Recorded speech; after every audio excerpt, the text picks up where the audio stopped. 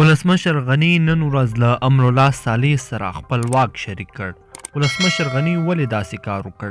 دا کار به یې د افغانستان په ګټې وي او که په تاوان؟ دا ټول جزئیات را سره دلته په ویډیو کې کتلی شئ. درنو لیدونکو السلام علیکم. افغان ولسمشر محمد اشرف غني کډوالو کورنیو بېځایه شوو ته د ځمکې ویشلو او له ملګرو ملتونو نادولتي ادارو او مدني ټولنې سره د چارو همغږي کولو واک خپل لومړي مرستیال امرالله صالح ته وسپاره. د افغانستان د اساسي قانون له مخې که ولسمشر نه وي، لومړی مرستیال یې ځایناستی وي او واک یې هم د ولسمشر لخوا مشخص کیږي.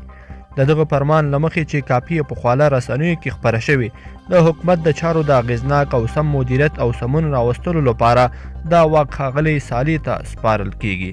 د دې فرمان درېیمه ماده وایي لومړی مرستیال ولسمشر د خپلو کارونو د څرنګوالي په هکله ولسمشر ته ځواب غواړی دی او د کابینې غونډو ته ریپورټ ورکوي. دا ولسمشر غني لوی سلاکار وحید عمر له بي بي سي سره خبرو کې ومنله چې دا فرمان لاسلیک شوی خو لا هم رسمي خپور شوی نه دی. د بلې خوا ارګ په یو ټویټ کې د خواله رسنیو د ځینو کارونو د ګنګوسي هم رد کړي دي چې د لومړي مرستیال امرالله صالح واک محدود شوی دی.